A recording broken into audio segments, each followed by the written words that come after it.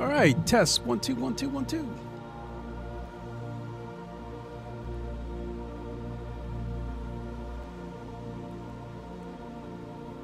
This feels so weird. It's been months since I streamed GT7 on PSVR 2. Yes, excuse me, folks. Before I get into the whys, let's get into the introduction. What is good, everybody? It is the Godfather of VR, the ageless one of the man looking clay, and we are back for a live stream. Did I say scream? Live stream of GT7 on PSVR 2. And yeah, that's right. A live stream on GT7. I'm not going to sit here and say that I never thought I'd do this again.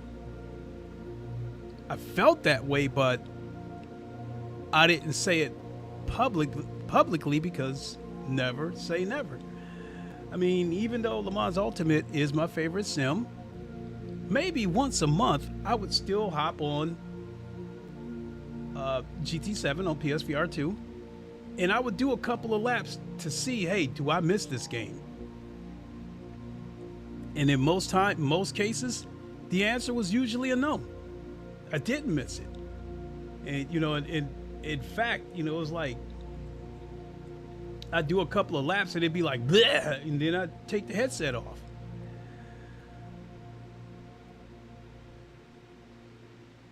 And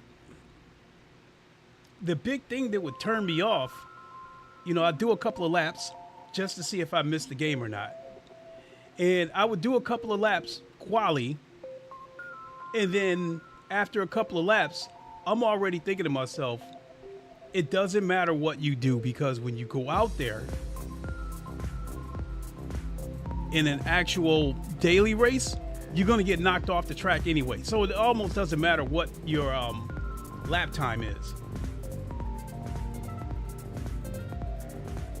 So that would be the biggest turnoff for it. But actually speaking, Le Mans Ultimate has gotten to a point where the two biggest things that seems to stand out with Le Mans Ultimate is the dirty driving that's been happening over there and possible cheating. Now, I would say that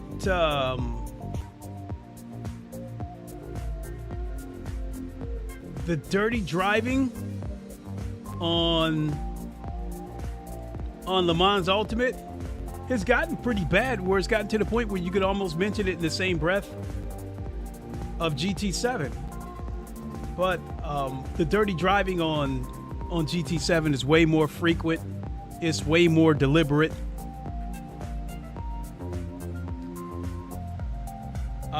But the big difference between Le Mans Ultimate and GT7 is, from my standpoint, is the dirty driving that's been happening. It's been a concern of mine, but not to the point where it's every third word is coming out of my mouth.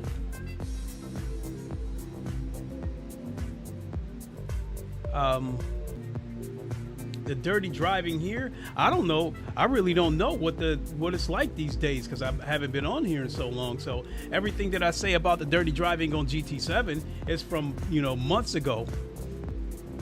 And the big thing between GT7 and Le Mans Ultimate is Le Mans Ultimate does have a reporting system, whereas GT7 does not. The only way something gets done about dirty driving on GT7 is when one of the big YouTubers say something about it, because a lot of the big YouTubers usually are connected with the devs. So if they say something about it, then, you know, they can say something to one of the devs and something will get done about it. In fact, like Tijani had a segment on his channel that was dedicated to reporting dirty drivers. He would allow people to send in clips of dirty driving, and he would take a look at it, and he would act as a steward. And if he felt the driving was dirty, he would send a clip to Polyphony Digital, and then, you know, leave it to them whether or not to take action. Key 25 knows people at Polyphony Digital, and as you know, whenever somebody gets super dirty, he'll report them. So people have wanted a report system on GT7, and I think they can't do it because of the game. I've said this on, you know, several games before, that I think once a game is built, I think there's some things they just can't change about it. And Sony has demonstrated that in the past with their hardware, where people have requested something and it just wasn't physically possible, and it didn't happen until the next generation. I think with some of the games, it can get like that. And I think Polyphony Digital will not be able to implement a report system until GTA comes along. I think Polyphony Digital is, you know, if it's a situation where they would have to tear the game down, put a report system in it, and then put the game back together again, they're not going to do it. They are not going to, I don't think they're going to take people from their team to do that kind of work and take away from, you know, development of GT8. So, so I think there's some instances where Polyphony Digital either isn't listening to their community, or they can't fix the problem. Whereas Le Mans Ultimate, they do listen to the community. In fact, Le Mans Ultimate in this current state, a lot of that credit goes to the community, because they are the ones that made suggestions. You know, the standings, the HUD, the radar, all that stuff, you know, was suggested by the community, and they listened and put it in there. And I think in the case of GT7, I think some things they may not be listening to, and I think others they just simply can't do anything about it because it would require tearing the game down. So, but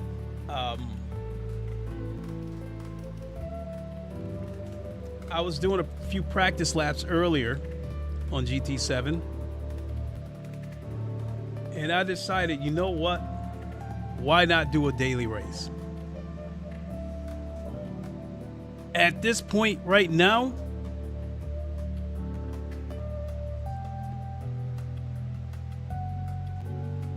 the odds of something dumb happening in Le Mans Ultimate is just as likely as the chances of it happening in GT7.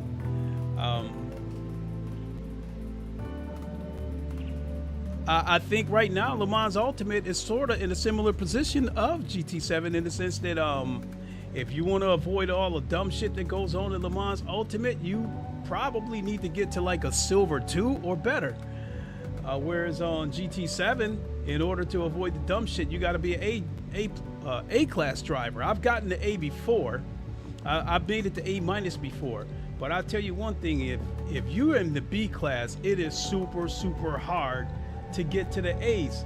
And some of it is because some of these guys are fast, but a lot of it is because on GT7, from my memory, you have crabs in a bucket type drivers that will do anything to keep you from getting past them. If they're in 14th place and you're about to overtake them, they will wreck you in order to hang on to that 14th place. That's how crazy it's been on GT7 in the past. So, if I can't win this race, neither will you, you know, and then he's going to take you out. But let's see here. I think, where are we at? Can I... Period starts at 14 minutes. Okay. So I'll hop in and do a couple of laps. Now, on the thumbnail for this stream, I did use the Honda NSX. I might use it for one race, but I mean, since this is a race where I don't care about my rank, I don't care what happens, let me use a car that let me use a car that I like, but didn't use it that much, and that's the Ford GT. This is a car that I would love to see come to Le Mans Ultimate. The car isn't even natively on R Factor 2. I had to obtain the car through a paid mod. Same thing with Automobilista 2. I had to get this car through a mod. As far as I know, GT7, iRacing, and Project Cars 2 are the only games that I know of where this car is in the game natively. Any other game that's available, you'd have to get it through some kind of mod. But yeah, we got about 13 minutes. Let's do a couple of laps, and I'll probably yap a little bit more while I'm doing a few laps. So.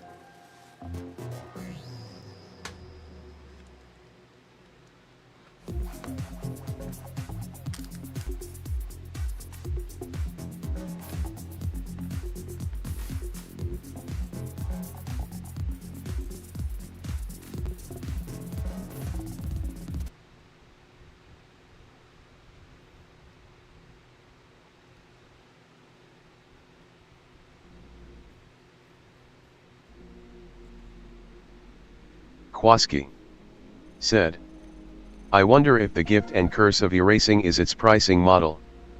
I have been playing for a while and I can say I can count deliberately dirty drivers on hand. So you're saying that the dirty driving on GT7 is still quite prevalent?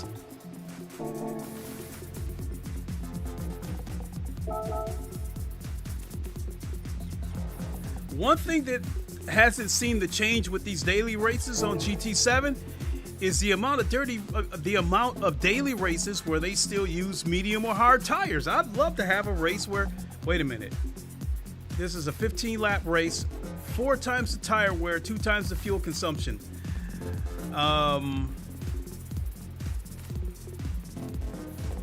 That's interesting. But yeah, what I was going to say was that they still do a lot of daily races with medium and hard tires. I'd love to see them go back to doing a few races with soft tires, because I'd really like to see some faster lap times.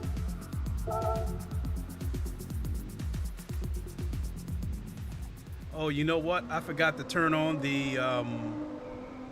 just a second, folks. I forgot to turn on the bass shakers.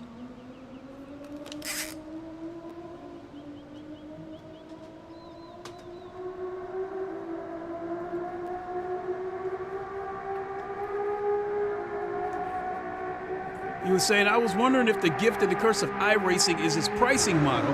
I've been playing for a while, and I can say I can count deliberately dirty drivers on hand.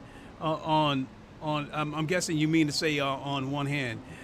You know, I've talked about this before with iRacing, that is quite expensive. Is GT7 on here?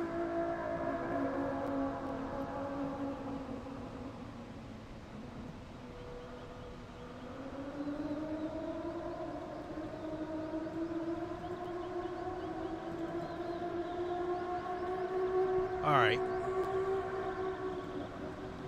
Okay, so before I put the headset back on, speaking of iRacing, the content is quite expensive.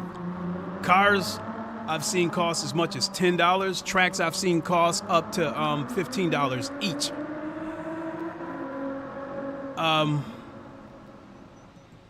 Turn that down a little bit. My biggest problem, I don't have a problem with that expensive pricing model, because I understand they got to pay for the licenses.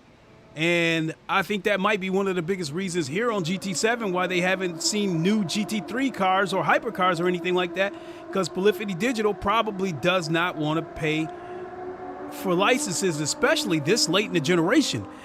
If Polyphony Digital is going to bring us the cars that we've been asking for, or that the community has been asking for, you probably won't see it until GT8, because obviously with this game, they already had their mind made up that they were not going to pay for a lot of licenses, because in terms of the hardcore racing, the only cars they really gave us was the Ford GT and the Toyota GR 010 hypercar.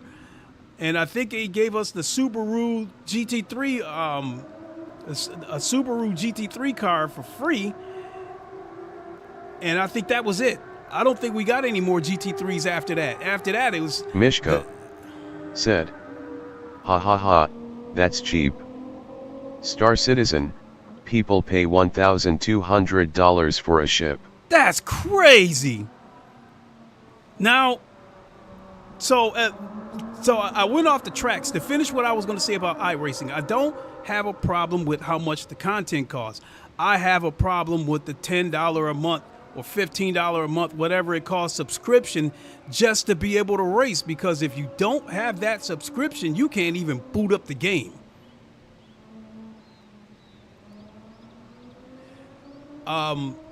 With Le Mans Ultimate, the yearly subscription gives you perks, but it's not something you need. It's not something that's mandatory. You still can do a lot of stuff on GT7 without those subscriptions. So if iRacing didn't have that subscription, I would have worked it into my lineup. I haven't played it enough to say whether or not it would be a game I like. The only thing that I could say about iRacing from, I think it was maybe like 4 or 5 years ago that I played iRacing, at the time, an argument could have been made that it probably ran the best in VR, even better than Automobilista 2. But it looked dated. It looked old. I'm curious to see what the VR would look like now with these overhauled graphics that they did about a year and a half ago, because iRacing does look much better now than it did a few years ago. So, all right, let's do a few laps.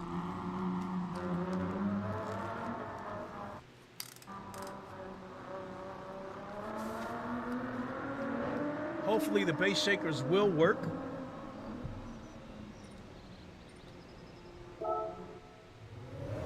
Yep, they're working.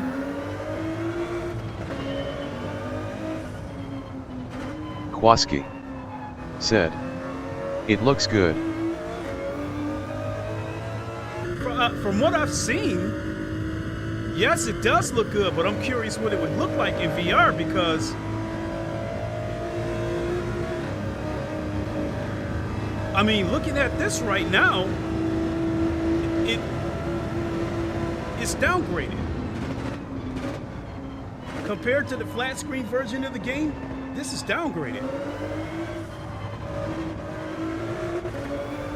Not only that, in the distance, I'm seeing a good amount of pop-in.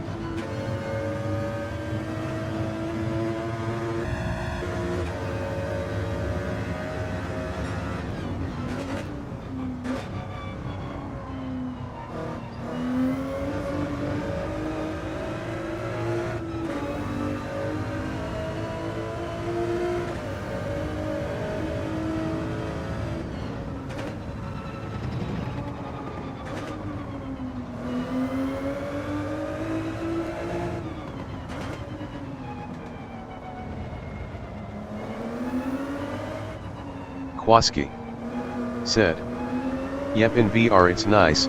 I mean, it's still no AM2, but they are working on it." Okay. Mishko said, "It does look a bit downgraded, but I thought that might have been because it's a stream." No. But if you're noticing it live. I've been doing, like racing in VR since 2007. So, no, there's no way, there's no two ways about it.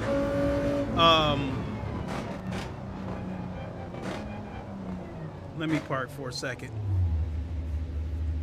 In the beginning, on GT7, people complained about the reprojection, because when you go around corners, the reprojection makes this game look blurry in VR. And I think, I know, throughout the years, Polyphony Digital have moved assets around. So to give you an example, in order to see things better, they made things more blurry in the distance. If people complained about the distance being blurry, okay, now maybe you can see things up close and you can see things more clearly in the distance. But now the trade-off is that you see pop-ups everywhere. You see pop-ups in the distance. You see pop-ups on cars. Like when the car is up close, you see all the details. But when the car starts to get further away from you, the endorsement stickers and stuff like that will start to disappear off the car. So there's only, I think with GT7, I think the devs, as far as the VR goes, I think the devs have squeezed every drop of blood they can out of this, and they can't get any more. So the only thing they can do is move things around. They can't. So, yeah, I think the only thing they can do is just move assets around and move the focus around. I don't think they can improve it. They can just move things around.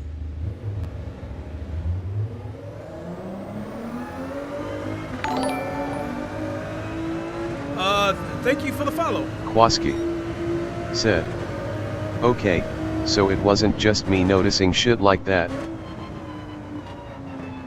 No. Mishko, thanks for following. Thanks for the follow, Mishko. But, to be honest, I need to warn you, Le Mans Ultimate is my favorite game. That's where most of my streams would be. In fact, I had become disgusted with GT7, and I walked away from this game months ago for a variety of reasons. The dirty driving, the terrible penalty systems, Polyphony Digital's inability to fix these problems.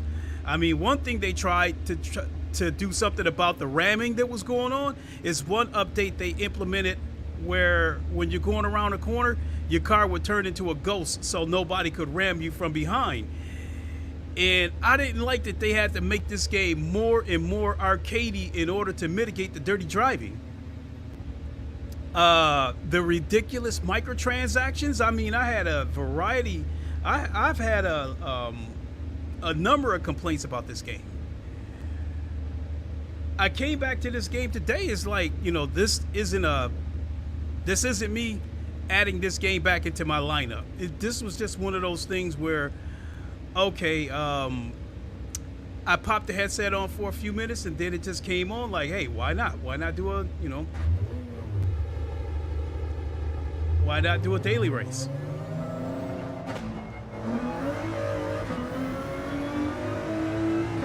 That being said, I can't tell you when the next time. Mishko said, I am going to ask a stupid question, but frame generation is on? And sorry to hear about the game. The masses rule.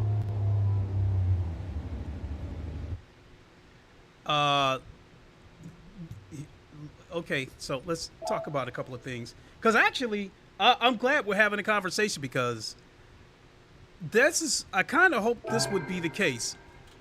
Because I just more or less want to interact with you guys more so than, you know, doing a daily race. Because I'm not competing at this. I haven't done this in so long that whatever race I do, I'm not doing it to compete. It's just a change of pace for the day.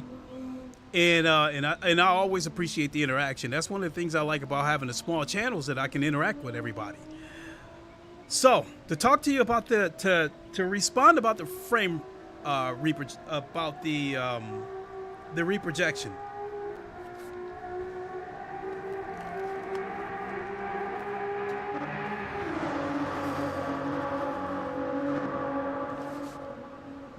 Or the frame generation rather. In the case of this game, it's called reprojection.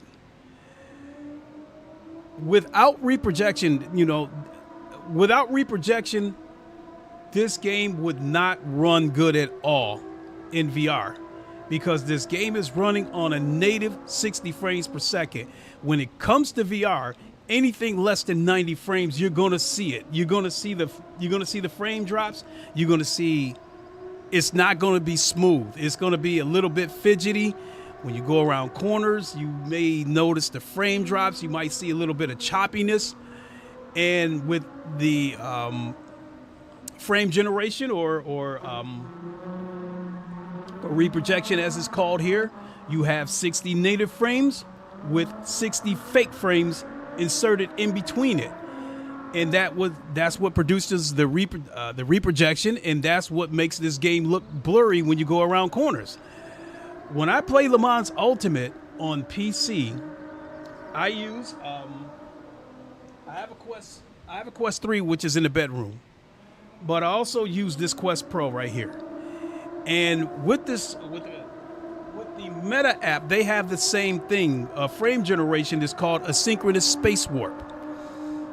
If I use space warp, you're going to get the same results that you're going to get with reprojection on GT7. It's going to be blurry when you go around corners. You're going to see ghosting. So when I play Le Mans Ultimate or any racing game for that matter in VR on PC, I run the frames natively. I run them at a native 90 frames per second. My PC has a 4090, so I have enough overhead to run just about any racing game at a native 90 frames per second at ultra settings at an upscaled 3400p or even higher. So yeah, I got I got quite a bit more power with my PC than I do with the PS5. And from a graphical standpoint, I would say, in my opinion, the PS5 is the equivalent of a 2070. When you throw VR into the mix, it taxes the hardware even more. So,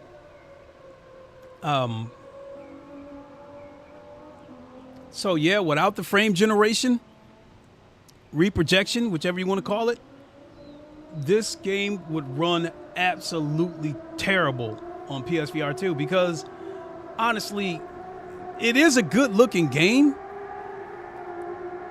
And I think GT7, if it were on PC, the super cheap, like those old-ass potatoes and shit like that that's running like a, what would I say, like a 1080p, a 1080 graphics card or some shit like that, it would make that PC work. Even a PC with a 2070 in it, you would have to, in my opinion, you would have to make some compromises to get a smooth, experience. Mishko said, "Gotcha. Yeah, I don't know enough about VR. I just picked up a 5080, and the frame Gen 4 is incredible. I was looking at your system, it's really good. So just wondering if it's the game or settings."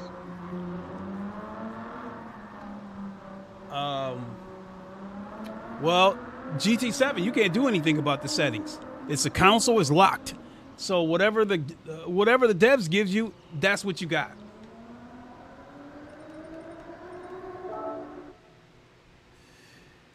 You have, with you having a 50, let's go ahead and enter. With you having a 5080, for the most part, you have a graphics card that's pretty much the equivalent, is pretty close to the 4090 that I have natively 1-to-1 in rasterization. But the multi-gen gives you the advantage with the but I understand that this frame generation isn't very Mishko good for multiplayer games. I understand this. Well, the new driver has the global override.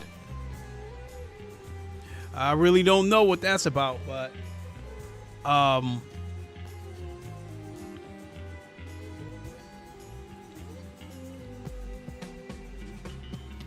yeah, you got a 5080, you got a pretty good system.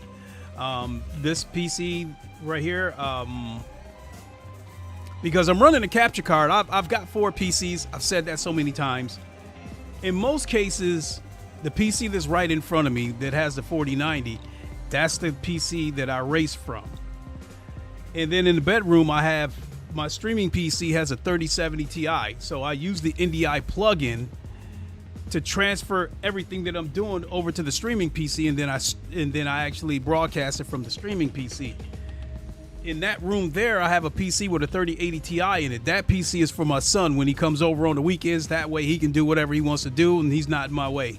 And then sitting right behind me where I'm reaching around, this PC has a 2070 in it. And it can run racing games in VR, but Mishka I would have to make a lot of compromises. Said, it just came out a few days ago, slightly smiling face, and the 40X was included. I would take a look at Nvidia smoothing as the global settings. It might make a big difference. Oh, okay. I mean, like, I'm not having any problems when I race on PC with my 4090. I'm not having any problems at all.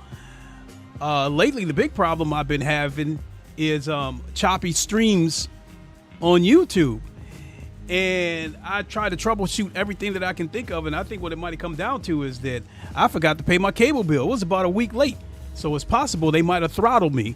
So I paid it yesterday, but I haven't streamed on PC yet. But I'm probably going to upgrade the package, because right now, I get unlimited data, but 400 megs down, but I don't know what the upload is. So it's probably time for me to upgrade, because I will say this about Xfinity. Mishka said, no, sorry. I didn't mean about your system to handle it. I meant about the image quality. And LOL about the cable bill.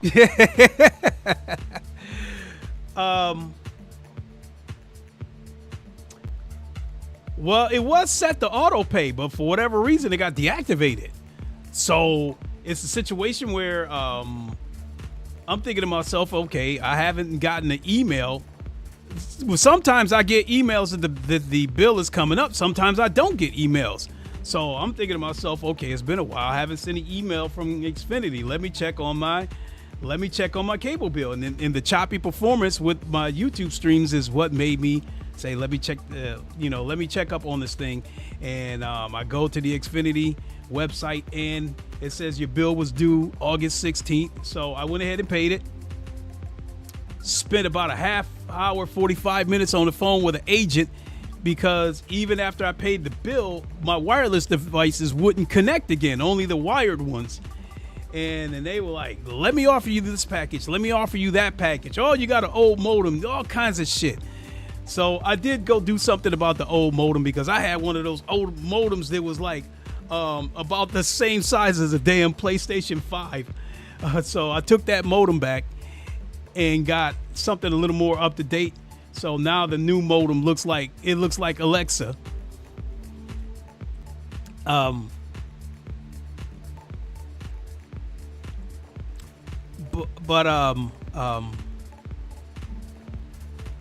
to go back to your comment about the Nvidia smoothing, I am of the mindset that if it's not broke, don't fix it. Because when I stream Le Mans Ultimate, with that being the ultimate example, my native, you have one of Predator tracks. What the hell is that? More junk mail. When I stream Le Mans Ultimate, or any racing game for that matter, on PC, or when I play it in VR, the native resolution of the Meta PC app is displaying at 2700p. You add the OpenXR toolkit, and I've upscaled it to 3300p. The picture is sharper and it still runs smooth, because in simple terms, it has removed Steam VR, and because that's one less element, one less layer to the build up, to the amount of apps that I got, it frees up overhead. And and I'm able to run it at a locked 90 frames per second at 3300p, 3400. I've taken it as high as like 4500p. But at that point, it's a case of diminishing returns because I know it's taxing the PC more, but I'm not seeing the benefits visually. So I just leave it at 3400p. Mishka Same thing with the... said, yeah, it's the VR part I have no clue about.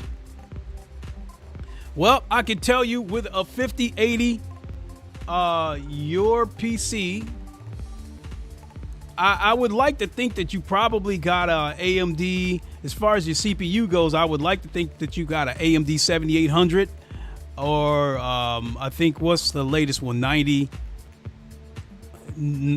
something hundred, or on the Intel side, at the very least an i9 12900K, you know, 13900K, 14900K.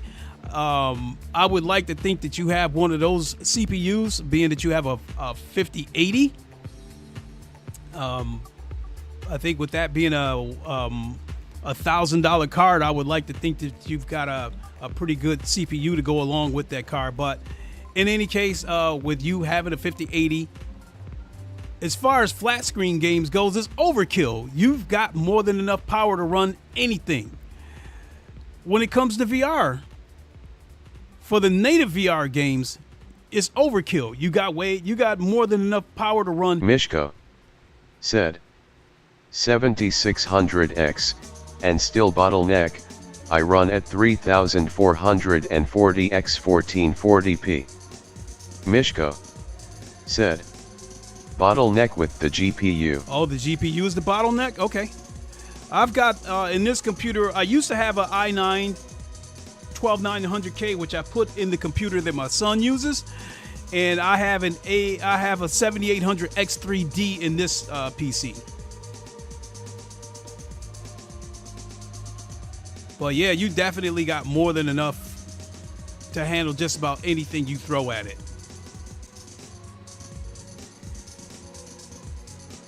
I'm thinking that the one game that's probably going to, like, as far as VR goes, the one game that's probably going to really tax your PC would probably be Microsoft Flight Simulator in VR. That's probably going to tax your PC a little bit.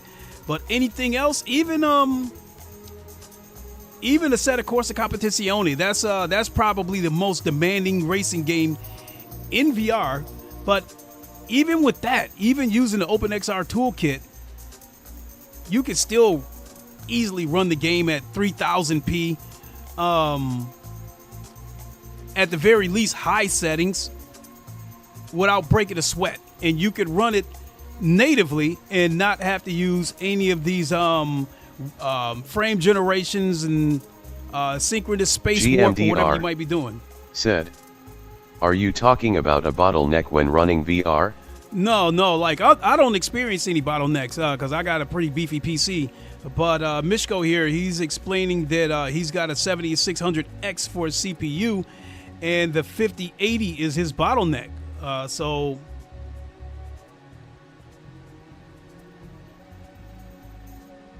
But for the single player games, being that he can use the multi-frame generation, that would kind of offset that. But as far as VR goes, he's still, even with the GPU being the bottleneck, like, he's still going to be able to run like 98% of the games out there without his PC breaking a sweat. I mean, all the native VR games, yeah, he's going to be able to run those easy. The hybrid games, like the AAA games that are flat screen, but they also have VR support, in particular the racing games and shit like that, he's still going to be able to run those pretty good. You know, even ACC, he should still be able to run it pretty good. As I was saying, the only game that might really tax his PC might be Microsoft Flight Simulator in VR. All right, let's go.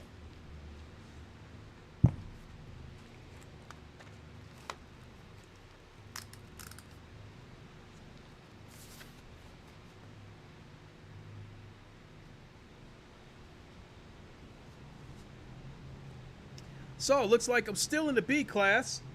My qualifying lap of 137 is absolute trash, so I'm probably going to be starting from the back.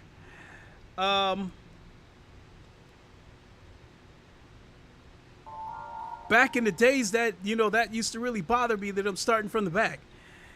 In the case of Le Mans Ultimate, I love starting from the back because there's going to be so many wrecks that I can just drive right through it. This is my first ranked race in God knows how long. I don't know what to expect.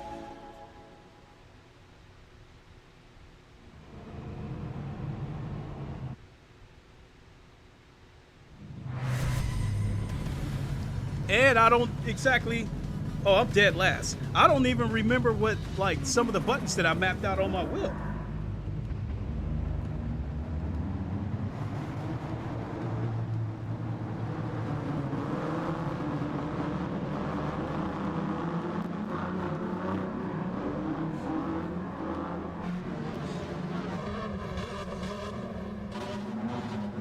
All right, let's go.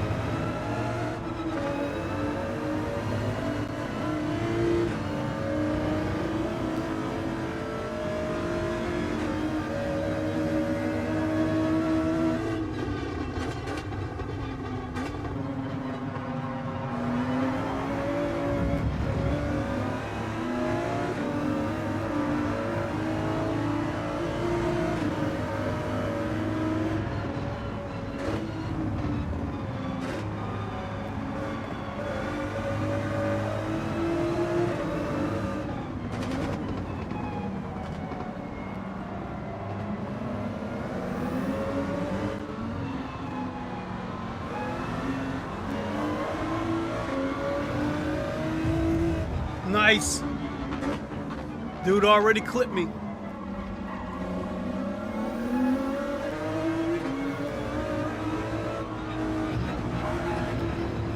Did this dude hit me again?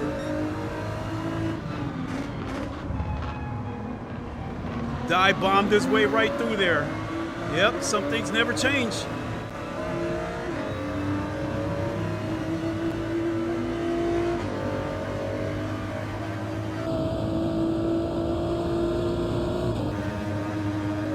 Oh, I forgot this is a 15-lap race. Mishko said, "Yeah, he's trying to nudge you off." Look at them fighting with each other.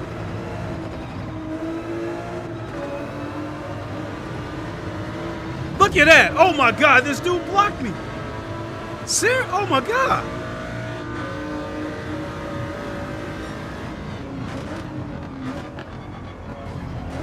Damn it, is it that serious?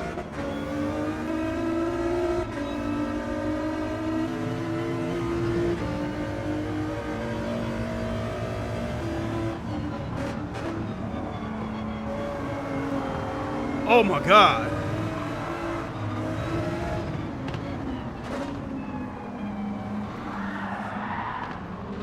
Oh my Lord.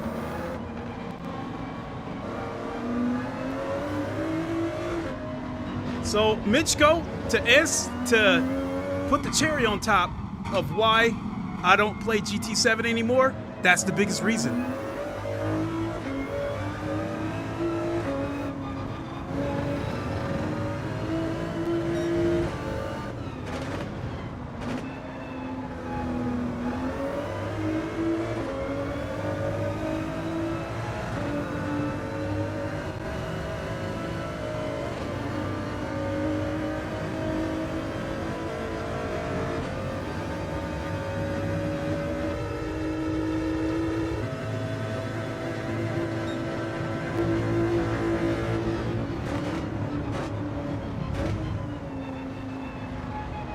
Mishko said, "Is there vehicle damage?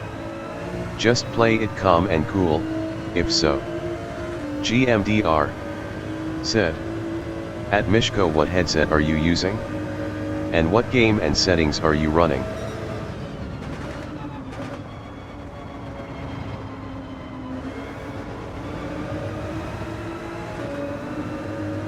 So to answer that question, if there's damage, if there is, the races that do have damage, it's only temporary. If you take on any damage, it's only for like 5 seconds. And then your car repairs itself automatically. So no, this isn't any of those PC racing games. This is one of the things that makes this game a simcade.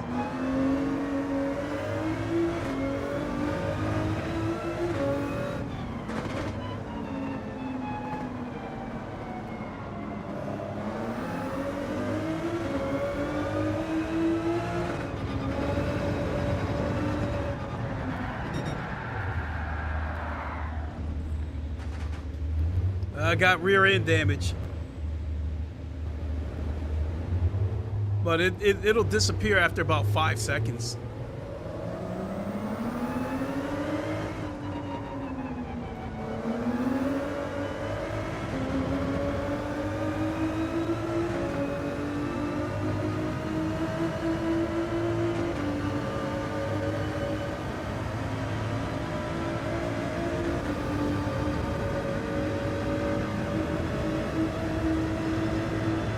Yep, the damage is gone.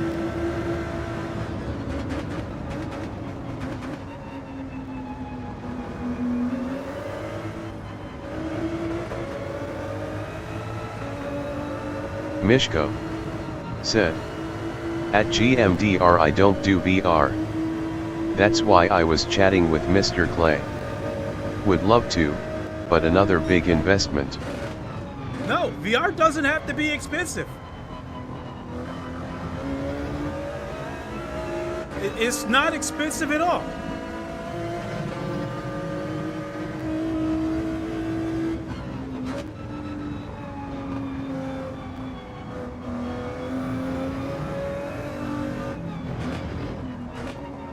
I'll explain after this GMDR said. Oh, I see. I thought you were having issues. What GPU are you running?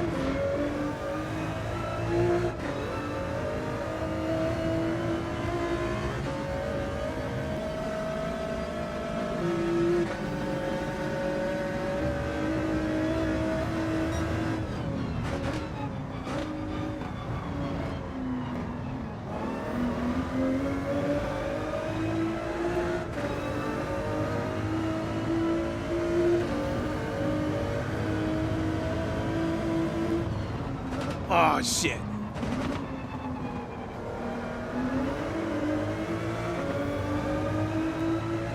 I'm thinking he was going to push me. Plus, this car doesn't seem to turn very well. I almost have to bring this car to a complete stop to get it to rotate.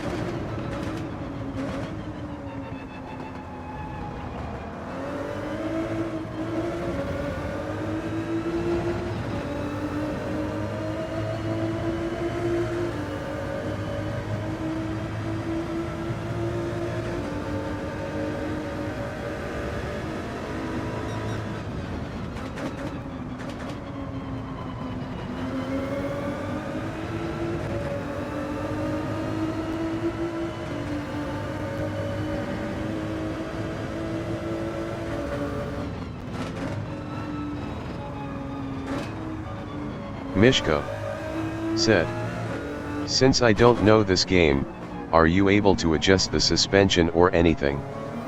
It seems like the serious racing games have become pretty arcade."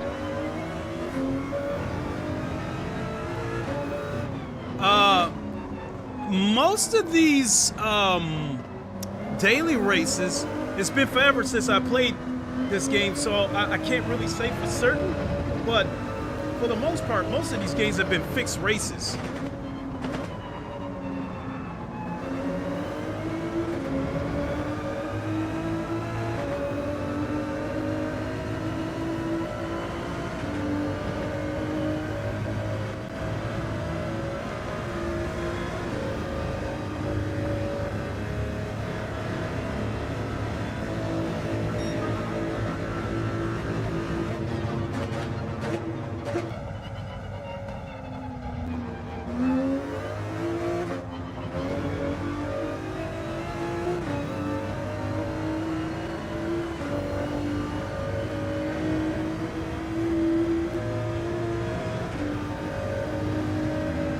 Mishko said, "Because you're pushing hard on the front end.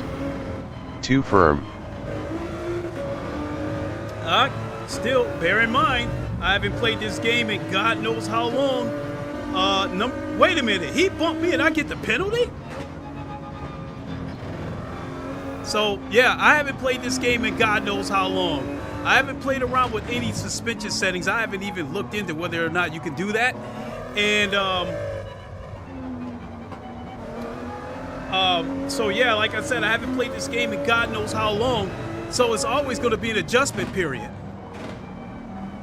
And I don't see myself coming back to this game anytime soon after today, so I'm not really concerned about my performance. I really don't care,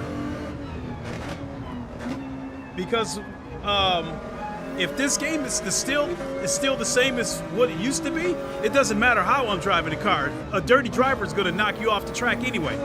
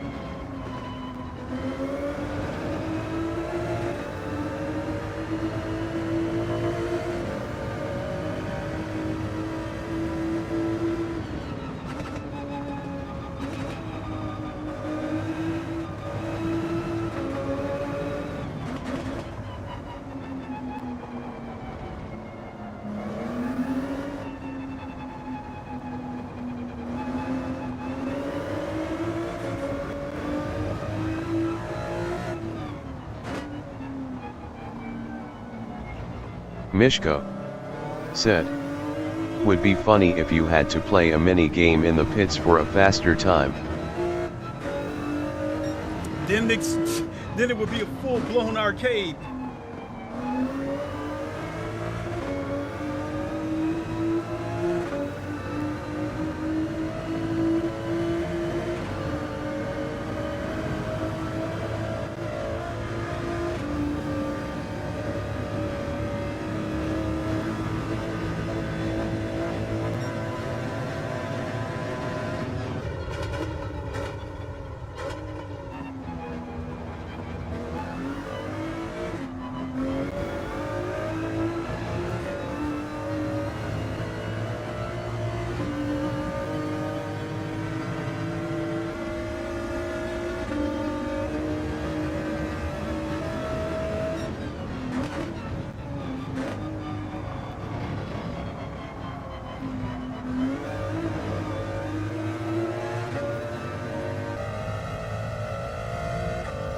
Oh, crikey. Just got hit with a penalty.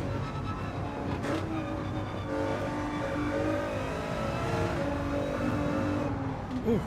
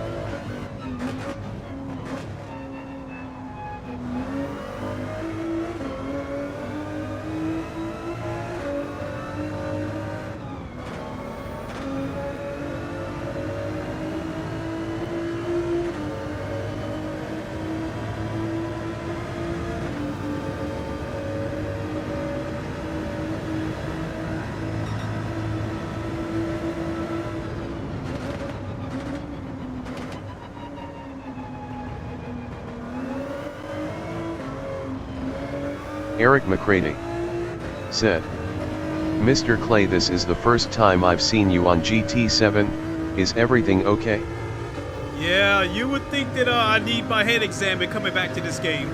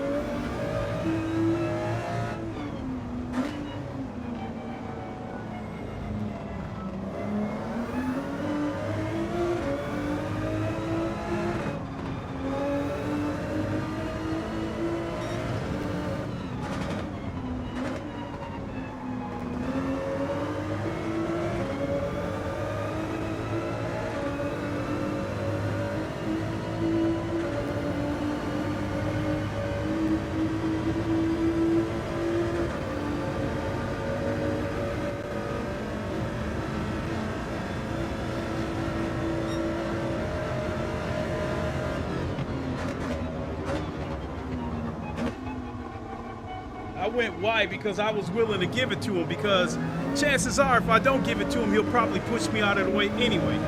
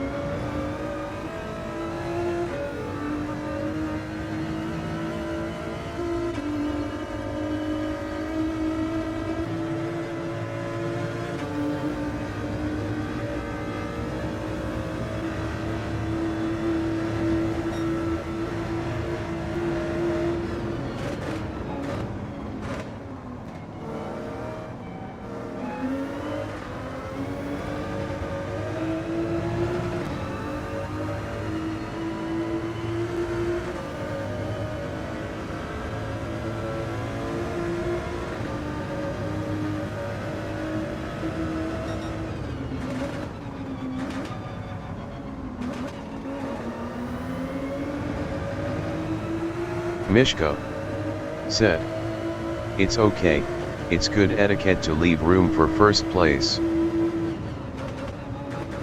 Well, I didn't even know he was a first place driver until he got past me. But the way people drive on this game anyway, it was obvious he had faster pace than me. So my assumption was that if I didn't get out of his way, he was going to push me out the way.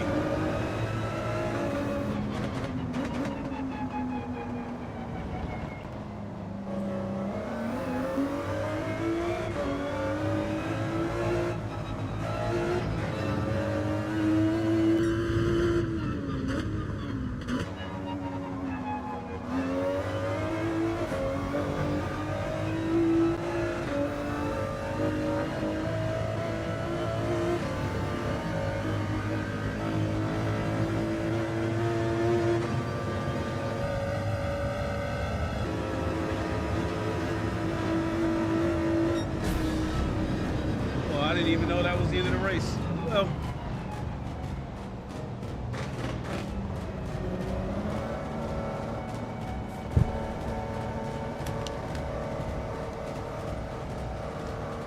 I'll do it again,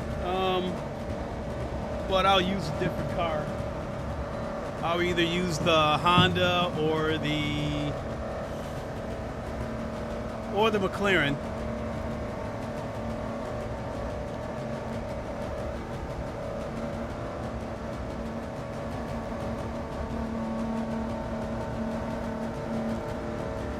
So the comeback about your comment about me pushing too hard on the front end, too firm,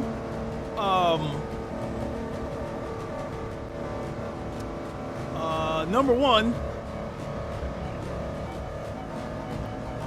we're on hard tires, so I'm going to have to brake harder than I would if I was driving soft tires. Secondly, you were talking about adjusting the suspension. Most of these races on GT7 are fixed races, so I don't know if it allows you to even play with the suspension. And number three, even if that were the case, this wasn't something that I would have been able to foresee before the race. I mean, I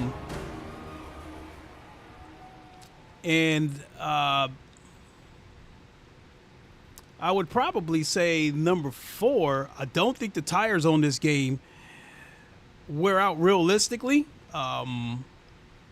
So a race like this on Le Mans Ultimate in the GTE class, most of the drivers would go with soft tires, but on that right front, they would put a medium on there because they know that's the tire that's going to get worn out the most.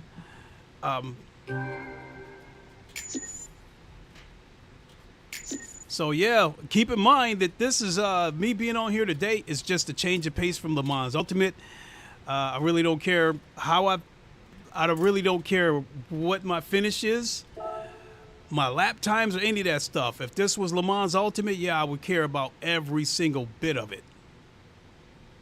Mishko said, "It could have been the hard tires." Yeah, no worries, brother. Never seen the game. Yeah, First these time are the observing. parameters of the race. You don't have any choice. This race is the BOP is applied, is fixed. Everybody's on hard tires. And I don't know if this game starts you off with cold tires or not, which I don't think it does. Said, "I'm interested to see how Project Motor Racing is going to be. I'm loving the modding talk and the console and PC play." Oh shit, the entry deadlines. I gotta do this again. I'm gonna have to use the same car or I'm gonna miss it.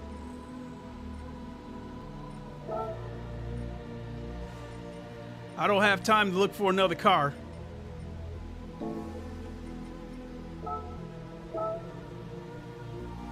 Okay. Project Motor Racing. I'm definitely gonna buy the game on PC, but I had planned to buy the game on PS5 because they had confirmed that it was going to get PSVR 2 support. Now they have taken that back, and it appears that the game is not going to get PSVR 2 support. Therefore, I will not buy it on console. And it goes back to my conspiracy theory that it's probably not going to get PSVR 2 support because Sony probably told them don't do it. If you notice on PSVR 2, Gran Turismo is the only AAA racing game that has PSVR 2 support. I believe that is because Sony told everybody else don't do it, because if all these racing games had PSVR 2 support, that means everybody else would branch off to other racing games, and Sony would probably miss out on, they would lose out on the ridiculous microtransaction money.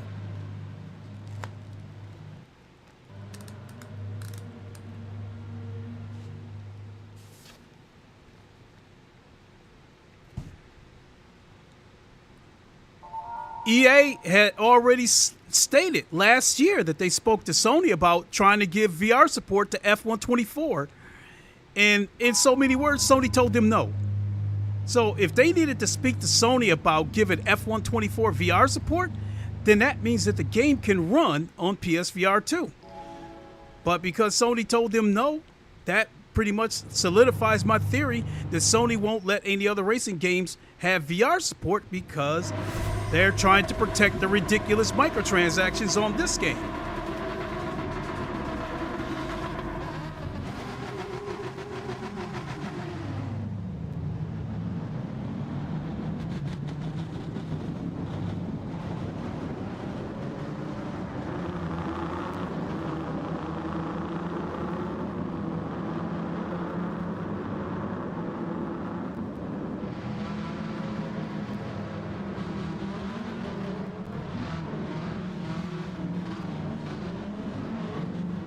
Cheese is nasty. Said, yeah, I gave up on Sony, I'll stick with PC/Xbox, Nintendo and Meta. There you go. Now, visually through PSVR 2, I will admit the colors look good. These OLED panels, the colors do have pop, but this picture is not sharp.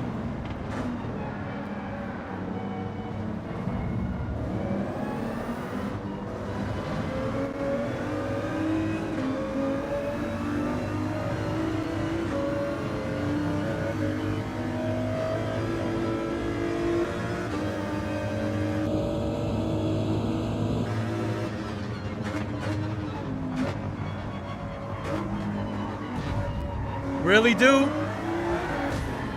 The dude directly turned into me and tried to take me out. You have got to be kidding me.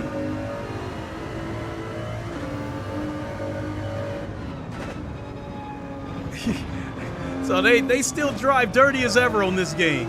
Oh my God. Yeah. Cheese is nasty. Said, hopefully Quest 4 has mini LED. I really don't see the point in it.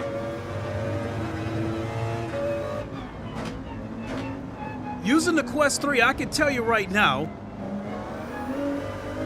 the colors are pretty good on that game, on the Quest 3. The only thing is that because it has LCD panels,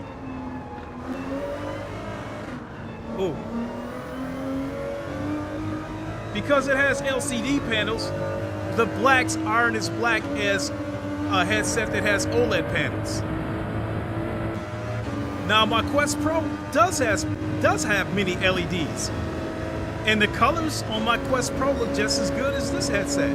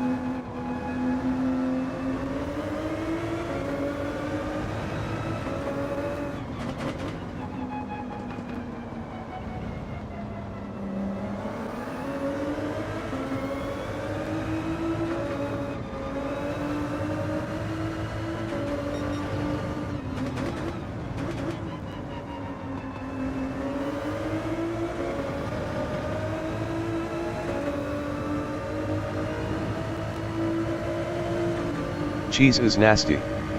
Said. Yeah, I'm waiting in AMD new GPU that rivals the 5090 and will cost half the price. LOL 2026 it comes out.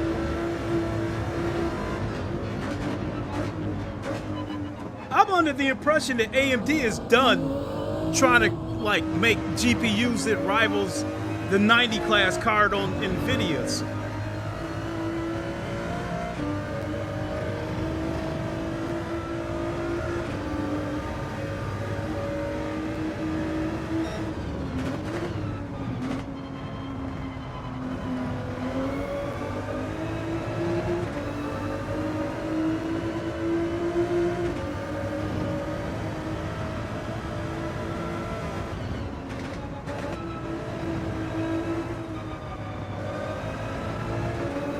Cheese is nasty. Said. No, they're not.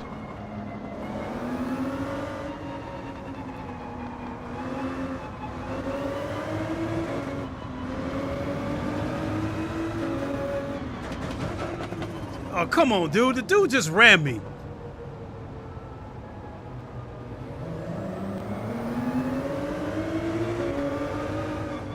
And I got damage in the rear.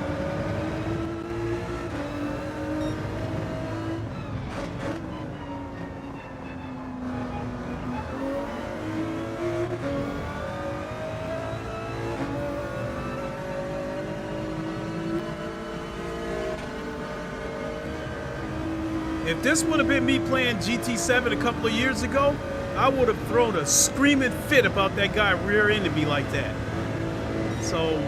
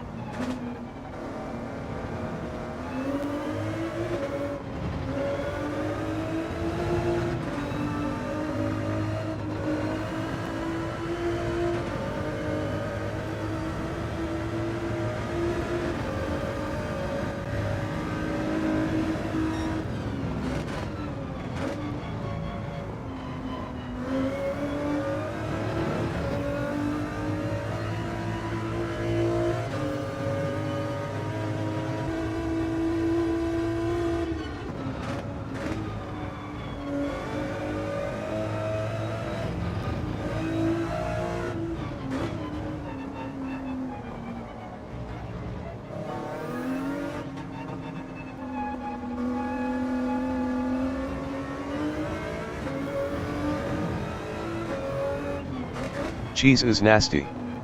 Said. AMD GPU are not much behind Nvidia. I never had issues with AMD.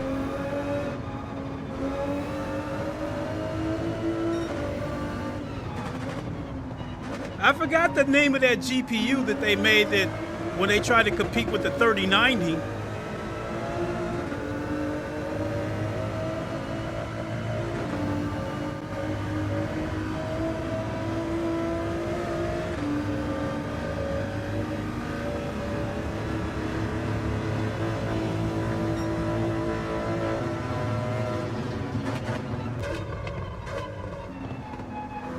I was willing to let you go.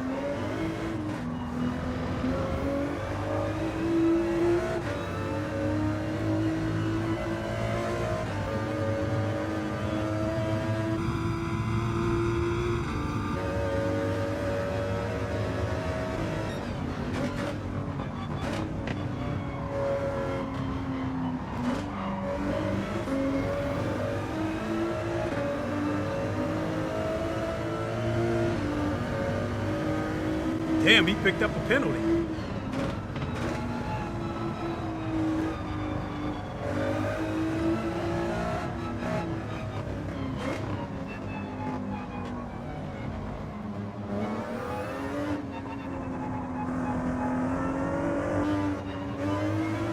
Ah! Might as well come into the pits anyway.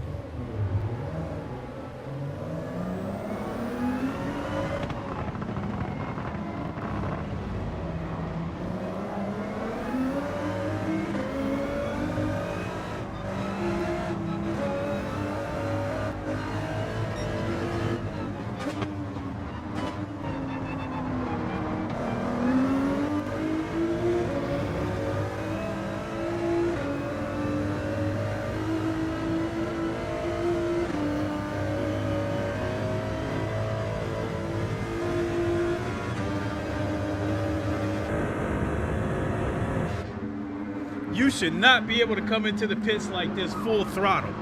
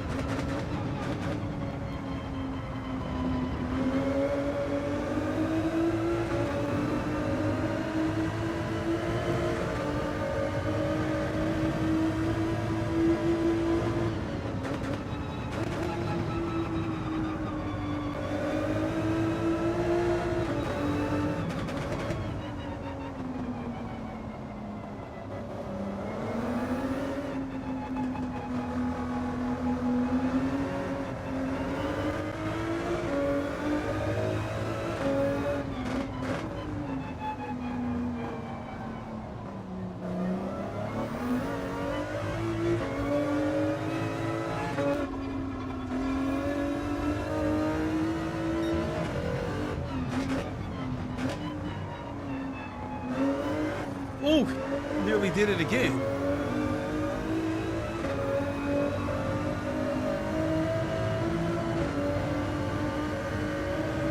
Guess I had to turn that traction control back up a little bit.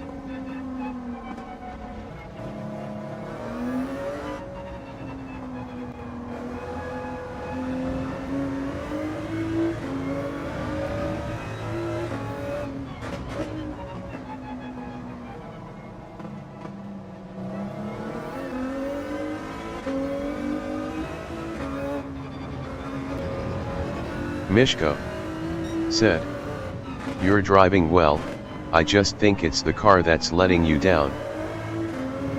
I already know this wasn't a favorable car to pick.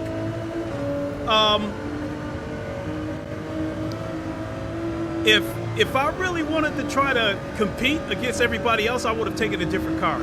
I really didn't care. I'm just want to do a few laps, just monkeying around. That's pretty much it.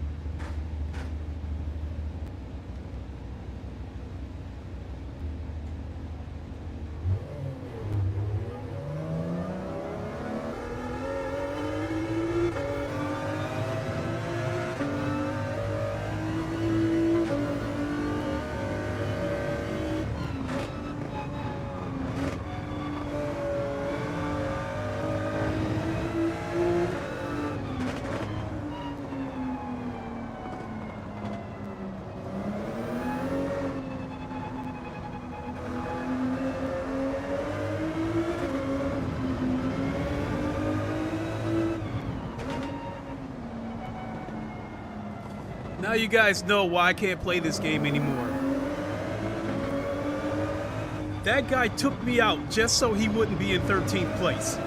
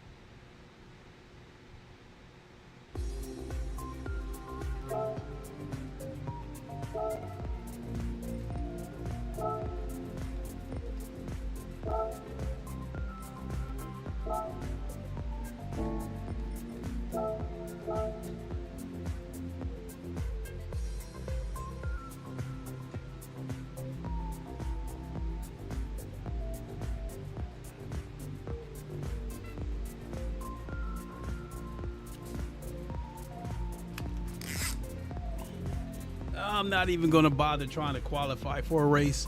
I mean, I'll just, like I said, I'm just monkeying around today, so I could care less about the lap times. I haven't played this game in God knows how long, and today they have shown me why I made the right decision to leave this game when I did. That guy went off the track. I got past him, and then right at the corner, Mishko he pit maneuvered me. Said, which car did you pick? I picked the McLaren, the 650S.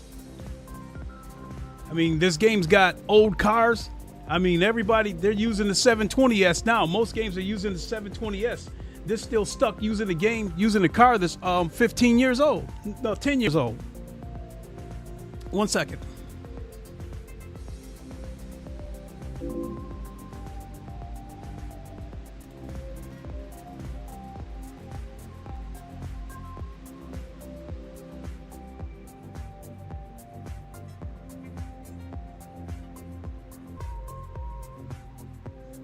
Now, that situation where that guy took me out, that last race, like I said, that guy took me out just so he could avoid being in 13th place. He was in 12th place. I got past him, and at the corner, he took me out.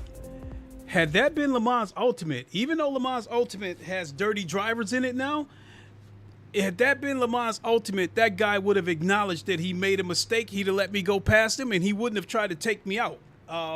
He would have just, he would have tried to regain himself and then try to find a way to take me clean. But here, yeah, you get past a dude, it's like take you out. When somebody's coming up on you, some of them come in with bad intent. They intend to use you as a barrier. They'll come in full throttle, dive bomb, pinball off of you, send you off the track, and they make it around the corner safely. So, I mean, Mishko said, gotcha, just different group of players. Oh, GT7 by far, they're the dirtiest. Out of all the racing games that I've played since GT7 has come out, GT7 has the dirtiest racers on there. No question.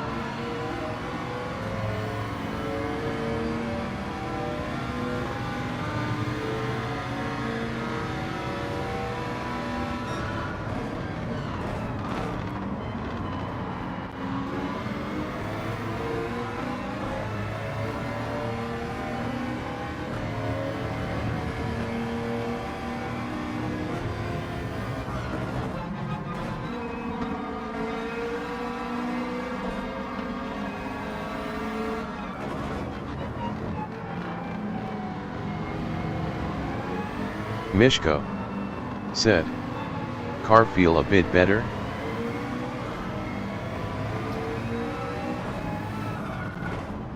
This car steers about the same as that Ford GT that I was using, but I think the GT's got a little bit better brakes.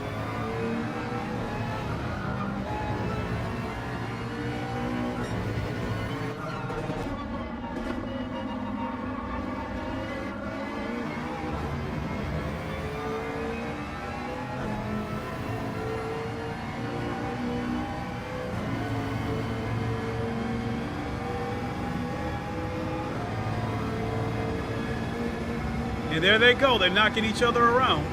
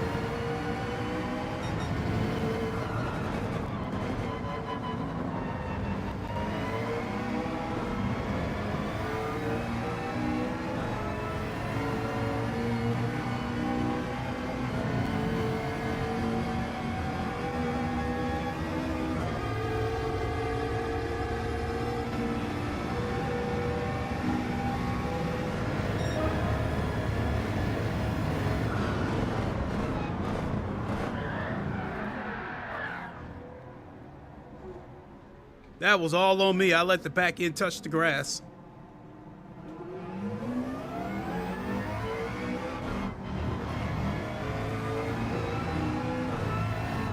I was trying to catch the two cars in front of me. Because I was showing a little bit of pace for a second. I just turned in my fastest lap.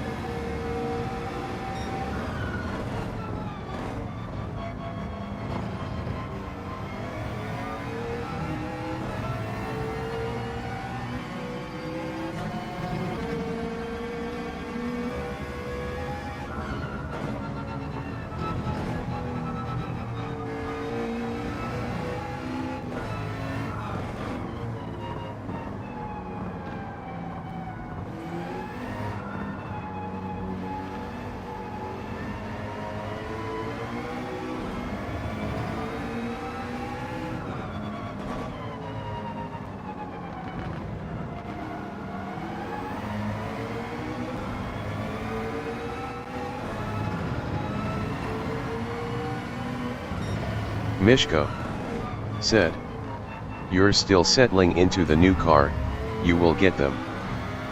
No, I used to use this car. So, about a year and a half ago,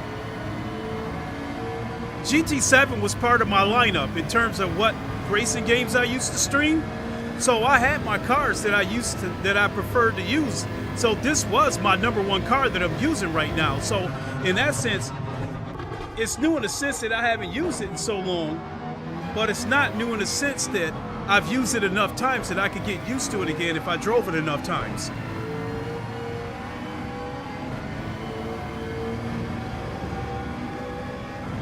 If you go back and look at the library on my channel, you will see a lot of GT7 streams. I just left the game because I got sick of the dirty driving.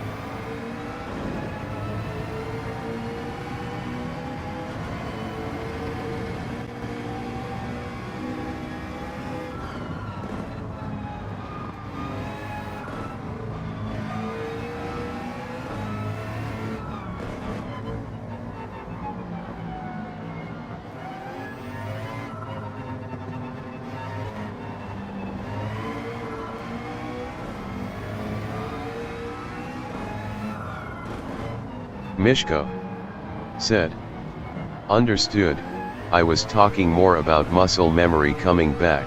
Oh yeah, in that aspect, yeah, you're absolutely right.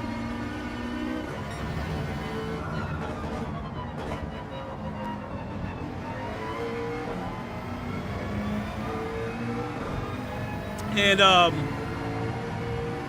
I was speaking from the standpoint of that being that I use this car so more times than I can count in previous streams, it's a car that I trust. So once the muscle memory does come back, I won't be scared to push it.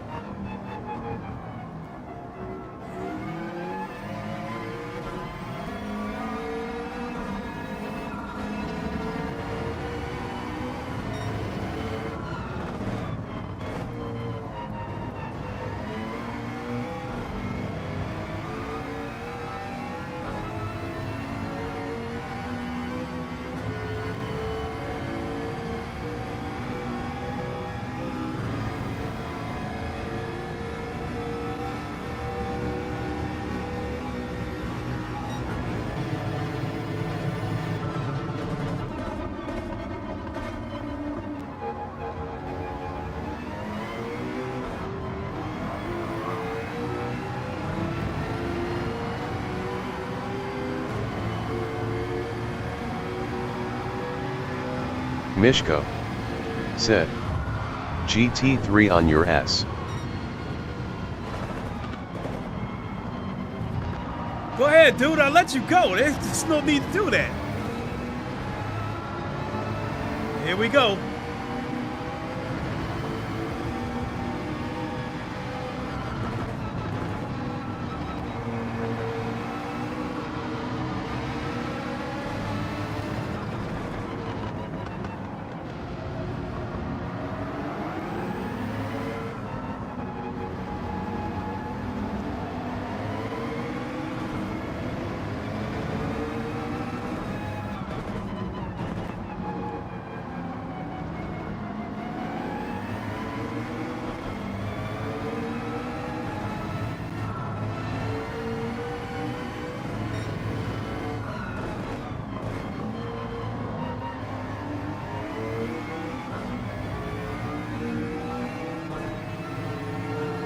Yeah, I'm starting to lose grip. It's time to come in.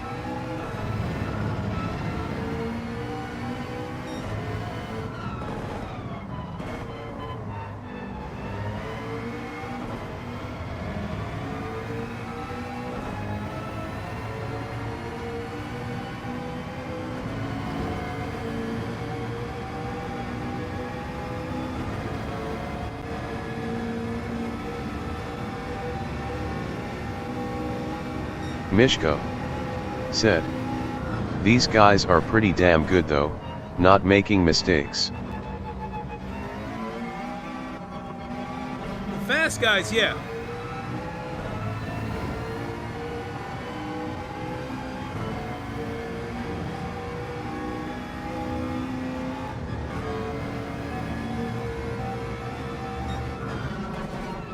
I think I might have gotten a warning that the headset's about to die. So this might have to be the last race, because I don't want this headset shutting off on me in the middle of a race. I'm speaking of the headphones that I wear, what I'm wearing, because they're wireless.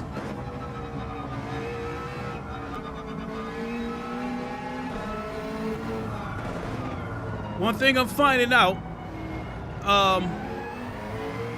if you want the car to rotate, especially with these hard tires, modulating the brakes is more effective than trail braking.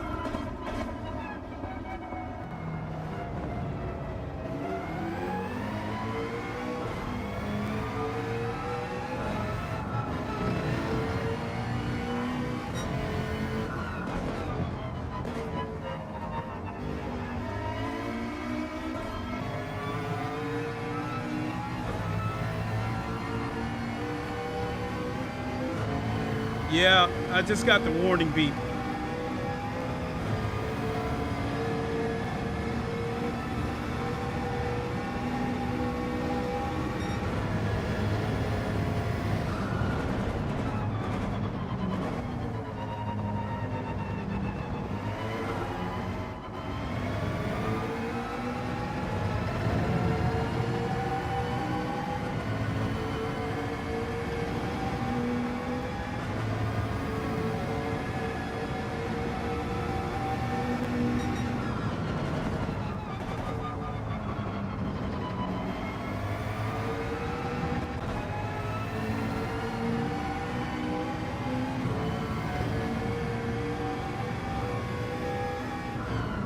Mishko said, "Well, was great watching your channel.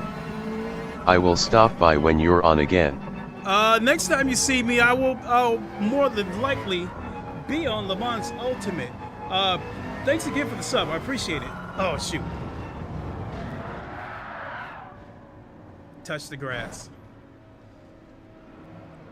Arcade or not, this is one of the games that's unforgiving if you go in the grass.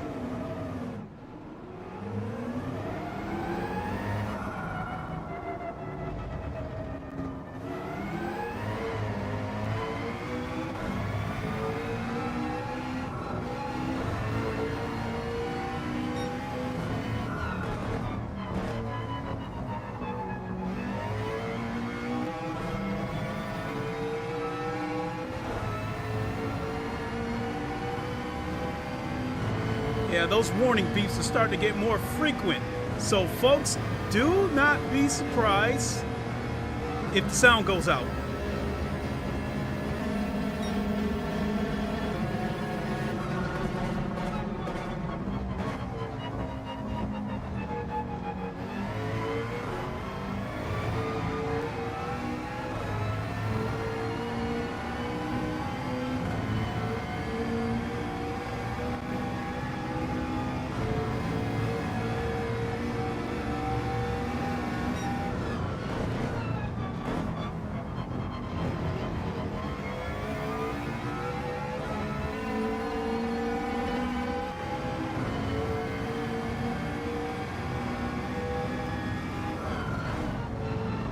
Back loose almost came apart again.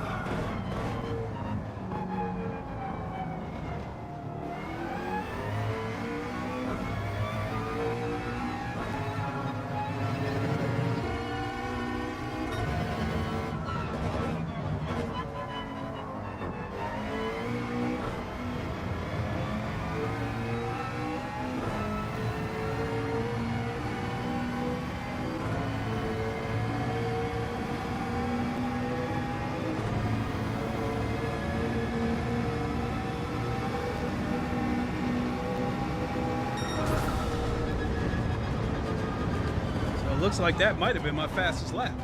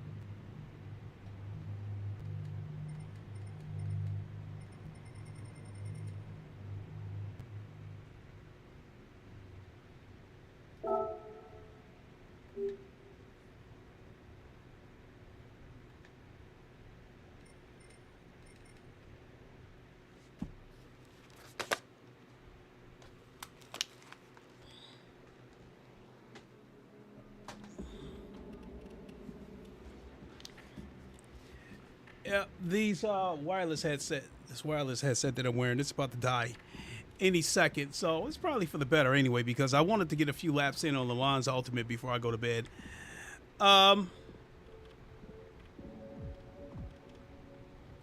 Well, what did I think?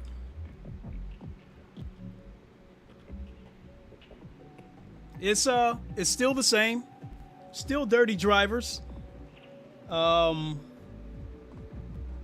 But I guess the best way I can sum it up is I got it out of my system. It's been months since I played this game, and I knew dirty driving was still an issue with this game. I just didn't know how bad. And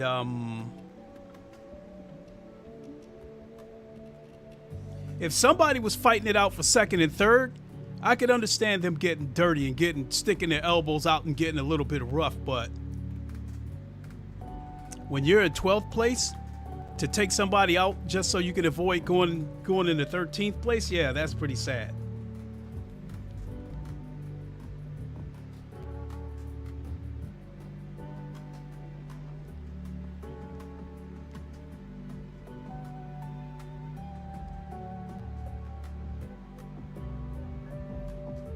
Yeah, that beep is getting irritating. Let me take the headset off. Yeah, I don't know what that constant beeping is in the background. I can only assume that it's the warning that the headset's going to die, but I never see it like constantly beep, beep, beep, beep, beep. Just, yeah, oh well.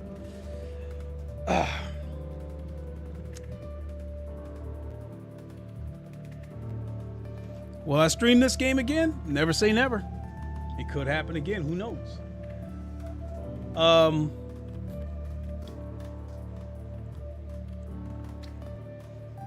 My initial reaction is to say no, that I won't stream it again. I don't feel like I want to stream it again. I feel like I haven't missed a thing. The drivers are still dirty, and then I've been out of this game so long, I didn't even have the pace to keep up with the fast guys. So, but I got it out of my system. Got in there, found out that nothing's changed. And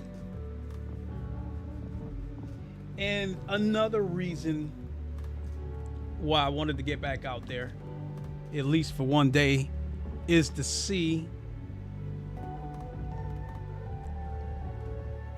if this game is bad enough to stick by my decision that I do not plan to buy a PS6 or GT8. That answer is yes.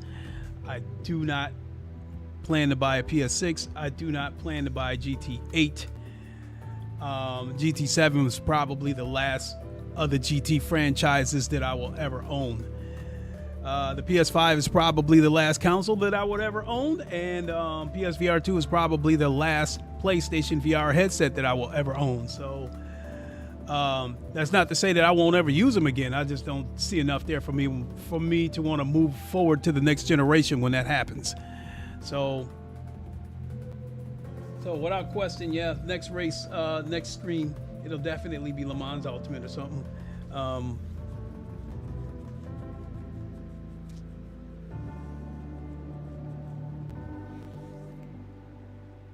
So now that this is out of my system, when I get back to other racing games, I will, since I don't have a lot of positive things to say about this game, there is some positives, but the glaring negatives outshine the positives. So when I get back to streaming other games, if a topic comes up where I do talk about GT7 or something like that, I'll try to keep the negativity to a minimum. So I guess so. Visually, the picture was not sharp. The colors were good. Naturally, because of the reprojection, it did run good. I'll have to look at the replay. I'll have to look at the replay of this stream to see if the stream was choppy or not. But the game did run good. I can admit that. The colors look good. The picture was not sharp. Overall gameplay,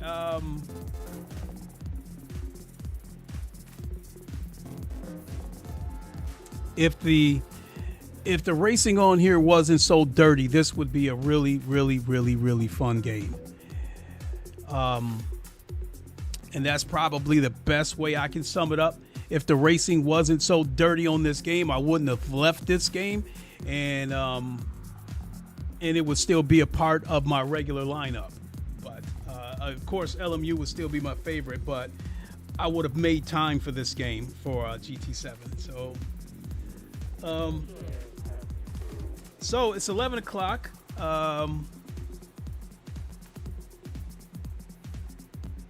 Like I said, I think I'm going to hop over to Le Mans Ultimate and get some practice in, so I'll be off. I'll be offline. Tomorrow will be the last day of the daily races before we get new ones on Tuesday for Le Mans Ultimate. And I have the funny feeling that we may not see any new GTE dailies this coming week. So tomorrow might be my last chance to get some GTE races in. So that being said, I think there's a pretty good chance that I'll be back streaming tomorrow on Le Mans Ultimate. And then after that, we'll have to see what the daily races look like on Tuesday. So, all right, I babbled long enough. Thanks for watching, everybody. Really appreciate it. I got what I expected out of GT7, but I've had much worse. So thanks for watching. We'll see you on the next one. Until then, you all know the line. Wakanda forever. Long live